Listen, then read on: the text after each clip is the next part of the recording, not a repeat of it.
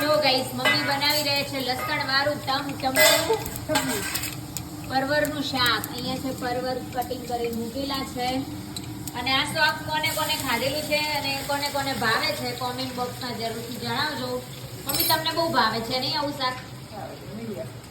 પણ આવું જરૂરી છે લીલવાણ શાકભાજી ખાવી. અને જો આપણે યુટ્યુબ પેમેન્ટ ફાઇનલી આવી ગયું છે. તમે જોઈ શકો છો યુટ્યુબના પૈસા તો કેટલા હશે એ પણ તમે જરા કોમેન્ટ બોક્સમાં જણાવજો. શું કેવું ઈરવા? ફાઇનલી આવી ગયા? બનાવી દે સબ્જી. આ બાજુ શું બનાવી મમ્મી? અહીંયા લસણ વગરની સબ્જી બની છે રામ માટે. અને અહીંયા લસણ વાળી. ઓકે ચલો બનાવો.